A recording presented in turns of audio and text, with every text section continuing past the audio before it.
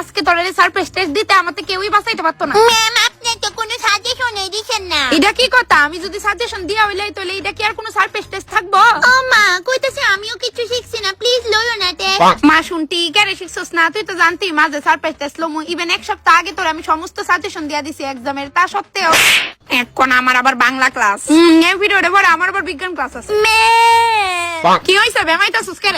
Ma'am শুনটি আমারে ঠাডায় চোর মারছে। শুনতি কিন্তু এমনি এমনি কারণে মারে না, নিশ্চয় তুই কিছু করছস। না ম্যাম আমি কিচ্ছু করছিলাম না, তাই আমি বলে বিশ্রী দেখতে। আচ্ছা পরে বেন দেখলো কইতাছি ডালি বোর্ড আমার শুনটি মারি দিয়ে আইস আর নে ডাক্কা দিছি। কিন্তু ম্যাম আরেকটা কথা শুন, আমি কিন্তু এটা কইনা রাখছি কয়টা আছে, তারে কিন্তু আবার জিগাম কয়টা আসিল না আসিল। কে থাকো কুস্কি ম্যাডাম? এটা কি শুনি আমি? আমার মেয়ের বললে নাচের প্রতিযোগিতা এক করে লাস্টে খাড়া করাইছেন।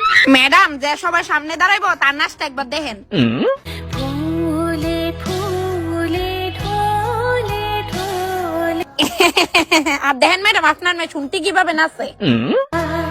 ফুলে ফুলে ঢলে ঢলে। বাহ দারুণ নাচছে। কই বালিক তো নাচছে। ম্যাম সামনে খাড়া করেন, এটি কইরেন না, খারাপ লাগে তো বুঝছেন।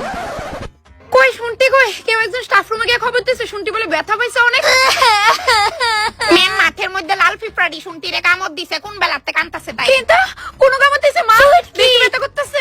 ম্যাম কইতাছি চাউমিনের মাথা ফুটে আসলো, মাঠে পড়ে গিয়া প্লিজ তাড়াতাড়ি আইন, অনেক রক্ত বেরিতেছে। হ্যাঁ হ্যালো কি গো শোনো না, কইতাছে আমরা শুনতি রে পিঁপড়া কামড় দিছে, অনেকক্ষণ ধরে কানতাছে, তাড়াতাড়ি হসপিটালাইজ করতে হইব, আইও আর্জেন্ট।